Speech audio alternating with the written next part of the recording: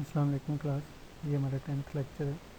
9th lecture के अंदर हमने जो काम किया था वो ये किया था कि डेफिनेट इंटीग्रल्स के थ्रू हमने कंज्यूमर सरप्लस की वैल्यूज़ फाइंड की थी। पहले ये देखा था कि कंज्यूमर सरप्लस क्या होता है, कैसे उसको डिफ़ाइन करते हैं। फिर हमने उसको area under the curve define किया, फिर कैसे उसको फाइंड कर सकते हैं, उसका फार्मूला बिल्ड किया और फिर उसकी वैल्यू हमने डिटरमिन की कंज्यूमर सरप्लस की।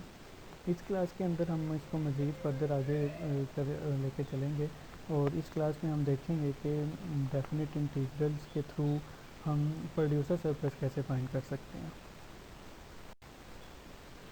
तो जैसे लास्ट लेक्चर में हमने पहले कंज्यूमर सरप्लस को डिफ़ाइन किया, तो इसी तरह हम पहले प्रोड्यूसर सरप्लस को डिफ़ाइन करते हैं।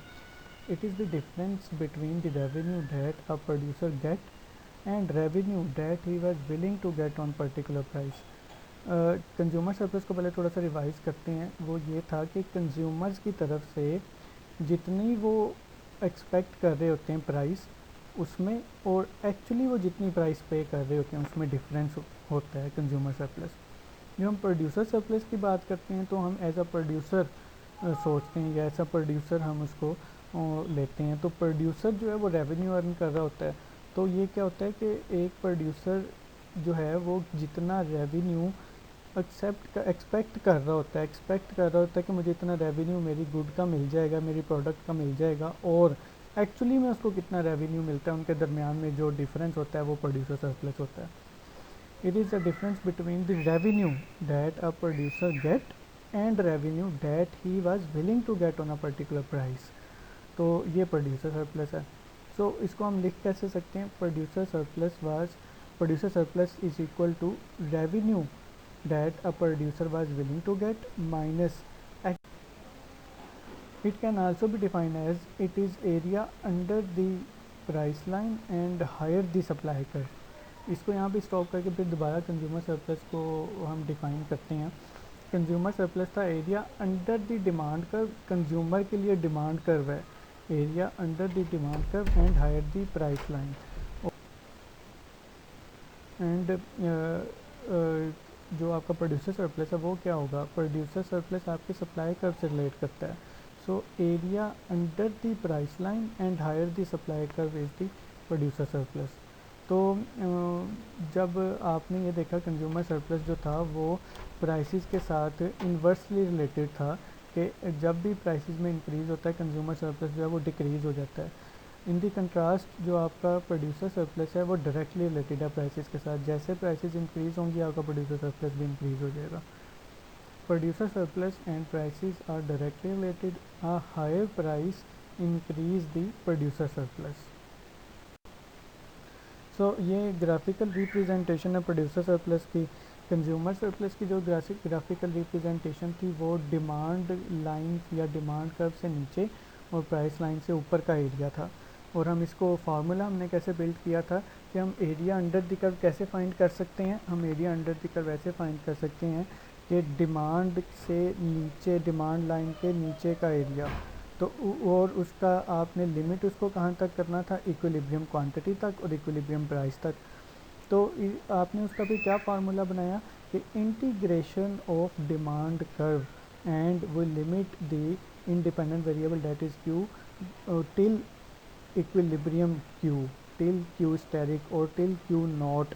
तो यहाँ तक हमने उसको जब इंटीग्रेट किया तो हमारे पास area under the curve, demand curve whole find हो गया। उसमें से हमें जो एरिया नहीं चाहिए था वो प्राइस लाइन के नीचे का एरिया नहीं चाहिए था। तो वो प्राइस लाइन और क्यू क्वांटिटी, इक्विलिब्रियम प्राइस और इक्विलिब्रियम क्वांटिटी के दरमियान का जो एरिया था वो पी इंटू क्यू से डिफाइन हो रहा था, वो हमने उसके अंदर से माइनस कर दिया। तो कंज्यूमर सरप्लस का फॉर्मूला हमारे पास बना था, consumer surplus is equal to integration of demand curve, और उसकी हमने लिमिट की थी क्यू टू क्यू नॉट, और क्यू नॉट हमने इक्विलिब्रियम क्यू से हमने डिफ़ाइन किया था, माइनस टोटल रेवेन्यू। अब जब प्रोड्यूसर सरप्लस आप डिफ़ाइन करेंगे तो प्रोड्यूसर सरप्लस जो है वो टोटल रेवेन्यू से नीचे का एरिया है। टोटल रेवेन्यू से नीचे का एरिया कहाँ तक नीचे का? सप्लाई कर्व तक नीचे का। और अगर आप टोटल रेवेन्यू की बात करते हैं पी इंटू क्यू, तो वो सारा एरिया इसके अंदर आ जाता है जो सप्लाई कर्व के नीचे का भी एरिया है। तो हमें इसमें से एरिया कौन सा नहीं चाहिए, सप्लाई कर्व से नीचे का जो एरिया वो हमें इसमें से नहीं चाहिए। तो हम क्या करते हैं, पूरे टोटल रेवेन्यू में से सप्लाई कर्व से नीचे वाला एरिया जो है वो माइनस कर देते हैं। तो अब total revenue minus integration of supply curve with respect to Q, और क्यू को लिमिट कहाँ तक करना है, वही क्यू स्टैटिक तक या क्यू नॉट तक, इक्विलिब्रियम क्वांटिटी तक। तो हम अब इसका फॉर्मूला देखते हैं कि क्या बनेगा। Producer surplus can be calculated as producer surplus is equal to total revenue minus integration of supply function with respect to q, and its limit is q is equal to 0 to q is equal to q not. और ये q not कैसे define होगा, आपका जो equilibrium quantity होगी। Example है हमारे पास प्रोड्यूसर सरप्लस की, p is equal to 20 plus 4q, evaluate the producer surplus when p naught is equal to 36। आपके पास एक सप्लाई फंक्शन दिया गया आपको, और आपको क्या क्या प्रोड्यूसर सरप्लस निकालनी है। अगर आपकी पी नॉट आपको 36 दिया हो, तो इस पे हम 36 पहले पुट करते हैं प्राइस, और हम क्यू नॉट ले लेते हैं। तो जब इसमें 36 पुट करेंगे तो क्यू आपके पास 4 आ जाएगा। So we have to find the producer surplus from Q is equal to 0 to Q is equal to 4 that are the limits as B and A. तो अब 0 से लेकर 4 तक क्यू की लिमिट बन गई है। जो प्रोड्यूसर सरप्लस का फार्मूला है वो क्या है, producer surplus is equal to total revenue minus integration of supply function with respect to Q, ये हम पहले डिफाइन कर चुके हैं। और इस क्वेश्चन में आपके पास लिमिट्स क्या बनी है, Q is equal to 0 to Q naught is equal to 4। और आपका टोटल रेवेन्यू कैसे डिफाइन होगा, पी इंटू क्यू। पी आपको 36 दी हुई थी और इससे क्यू आपने 4 फाइंड किया है तो 144 का आपके पास टोटल रेवेन्यू बनता है इसमें। तो हमारे पास जो चीज़ें हैं हमने फाइंड कर ली हैं, इसको अब हम फार्मूले में पुट कर देते हैं। सप्लाई फंक्शन भी है, क्यू नॉट की वैल्यू भी है, टोटल रेवेन्यू भी है। तो जब फार्मूले में पुट किया तो टोटल रेवेन्यू की जगह 144 और सप्लाई फंक्शन की जगह हमने सप्लाई फंक्शन जो कि 20 प्लस 4 क्यू था वो पुट कर दिया। और उसकी जब इंटीग्रेशन की तो वो आपके पास 20 क्यू माइनस 2 क्यू स्क्वेयर आ गया। तो अब 20 क्यू माइनस 2 क्यू स्क्वेयर आपके पास इनडेफिनिट इंटीग्रल है। इसको डेफिनेट इंटीग्रल इसका फाइंड करने के लिए वही fundamental theorem of calculus apply करेंगे, upper limit minus lower limit. तो upper limit minus lower limit जब आप इसमें पुट करते हैं और इसको सॉल्व करते हैं तो इसका जो डेफिनेट इंटीग्रल आता है वो 112 आता है। तो 144 में से 112 अगर आप माइनस कर दें तो आपके पास जो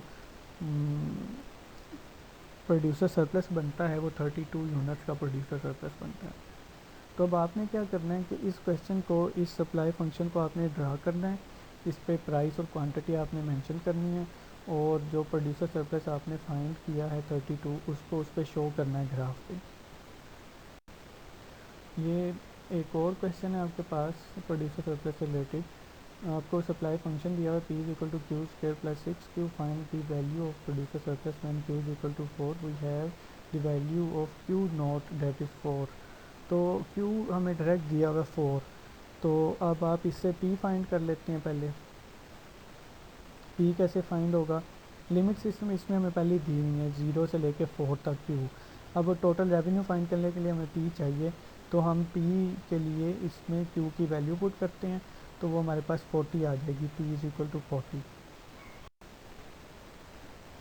अब अपनी जो वैल्यूज़ हैं, जो फार्मूला है आपके पास वो आपको गिवन है, और अब आपके पास जो वैल्यूज़ हैं वो कौन सी हैं, Q is equal to 0 to Q naught is equal to 4, और आपके पास पी कितना 40 और क्यू कितना 4, तो टोटल रेवेन्यू कितना आ जाएगा 160। तो हमारे पास जो चीज़ें हैं जो हमने भी फाइंड की हैं उनको हम अपने फार्मूला में पुट करते हैं।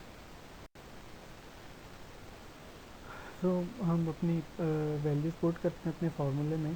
टोटल रेवेन्यू की जगह टोटल रेवेन्यू हमने पुट कर दिया जो कि हमारे पास 160 था, और आपके पास जो आपकी सप्लाई फंक्शन था उसकी जगह आपने सप्लाई फंक्शन पुट कर दिया जो कि क्यू स्क्वायर प्लस 6 क्यू था, और इसकी इंटीग्रेशन कर दिया आपने डी क्यू के लिहाज से, क्यू के लिहाज से इंटीग्रेट कर दिया, और इसकी लिमिट आपने रखी 0 से 4 तक। जब आपने इसकी इंटीग्रेशन की तो आपके पास जो इंटीग्रेशन के बाद आपके पास इक्वेशन बनी वो 1/3 Q cube plus 3 Q square, और लिमिट है इसकी 0 से 4 तक। तो अब आप इसमें ये आपके पास इनडेफिनिट इंटीग्रल आ गया। इसको डेफिनेट इंटीग्रल बनाने के लिए वो फंडामेंटल थ्योरम ऑफ कैलकुलस आप अप्लाई करते हैं। तो जब आप वो अप्लाई करते हैं तो आपका डेफिनेट इंटीग्रल जो इससे फाइंड होता है वो 69.3 होता है। Upper limit in same definite integral minus lower limit in same definite integral. तो इस रेवेन्यू में से ये माइनस करना है हमें, तो 160 minus 69.3 that is 90.7। So this is the producer surplus in total units या इन टोटल रुपीज़ या डॉलर्स। तो इस तरीके से आप प्रोड्यूसर सरप्लस, इसी तरह जैसे हमने पहले क्वेश्चन में किया कि आपने सप्लाई फंक्शन को फिर ड्राइव करना है और सप्लाई फंक्शन को ड्राइव करके ये यूनिट्स उसके अंदर शो करने हैं।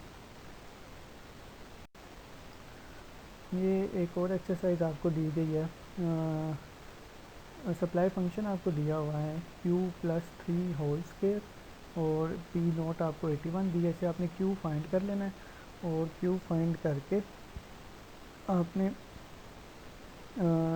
इसकी लिमिट्स बना लेनी है q is equal to 0 to q is equal to q naught, और फिर आपने प्रोड्यूसर सरप्लस फाइंड करना है और इस प्रोड्यूसर सरप्लस को आपने डायग्राम के अंदर शो करना है। पहले ये सप्लाई को ड्रा कर लेना है आपने और फिर इसी डायग्राम पे आपने प्रोड्यूसर सरप्लस शो भी करना है। सो नेक्स्ट क्लास में हम ये कंज्यूमर सरप्लस और प्रोड्यूसर सरप्लस एक ही डायग्राम में या एक ही क्वेश्चन में इकट्ठे साइमल्टेनियसली हम इनको सॉल्व करेंगे।